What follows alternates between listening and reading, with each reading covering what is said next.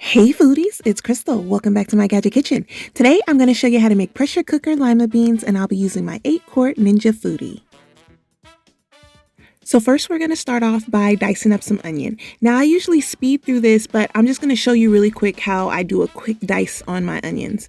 So I start by slicing through the onion horizontally. I think that's right. And then across the top vertically. And then I turn the onion and then slice across. And then when I do that, it's like an instant dice of the onion. Just like easy peasy, really quick way to dice up some onion.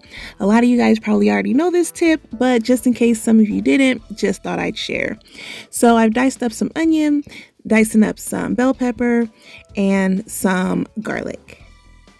So here I've got 2 pounds of lima beans that I have let soak all day. Now you don't have to soak your beans when you pressure cook, but I find that when I soak them, I need less liquid. So I've got 2 pounds of beans. You don't need 2 pounds, 1 pound is fine. And I've got 6 cups of chicken broth, and now I'm just seasoning it up. I've got granulated onion and garlic, some creole seasoning, oregano, and some thyme. And I'm just gonna add that in, along with some freshly ground black pepper and a little kosher salt. So once I have all the seasoning in, I'm going to go ahead and add in my diced onion, bell pepper, and garlic. And then we're just going to mix that up.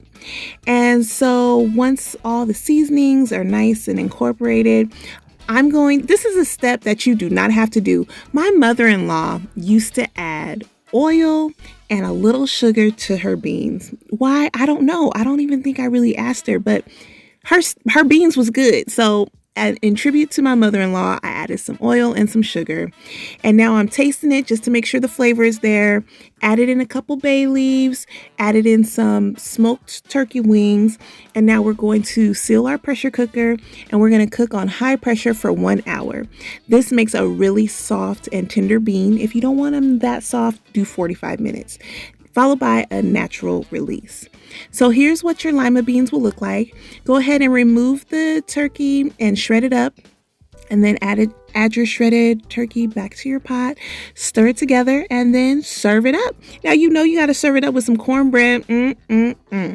So what did you think of this recipe? Well, if you liked it, please give me a thumbs up, as it does help out my channel. And if you're here and you haven't subscribed yet, go ahead and tap that button and click that bell so you know every time I upload.